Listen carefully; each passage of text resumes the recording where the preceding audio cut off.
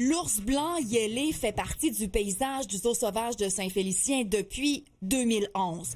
C'est une décision déchirante, mais le zoo devra le laisser partir dans quelques jours. C'est pas été une décision qui a été très facile à prendre. Le pourquoi, c'est suite à une réflexion, une demande que nous avons eue d'une autre institution accréditée qui possède présentement un ours blanc qui avait besoin d'aide. À la mi-mars, Yélé prendra la route vers une autre institution zoologique accréditée dont le nom demeure confidentiel pour l'instant. C'est une réflexion là, qui est très importante à se faire, qui est éthique aussi, et puis qui a duré là, plusieurs semaines. C'est avec des discussions avec l'Alliance des ours blancs canadiens. Ça, c'est tous les zoos accrédités qui possèdent des ours blancs qui se rencontrent, qui parlent et qui s'assurent aussi d'avoir une population qui est saine et stable des ours blancs qui sont sous le soin des hommes. Mais une chose est certaine pour le zoo de Saint-Félicien, toutes les conditions sont réunies pour lui offrir un environnement stimulant et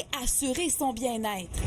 Son transfert est soigneusement préparé et sera supervisé par des spécialistes. Depuis plusieurs années, Yélé fait de l'entraînement biomédical. Donc, Yélé, on va sur une base volontaire, l'habituer à rentrer dans une cage de transport.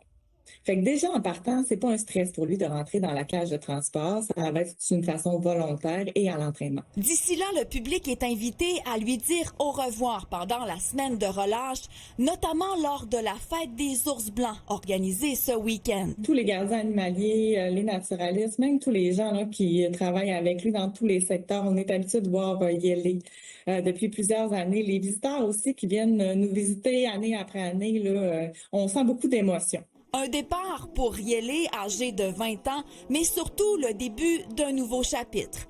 2 pensionnaires femelles seront toujours sur place. Valérie Fortin, TVA Nouvelles, Saguenay.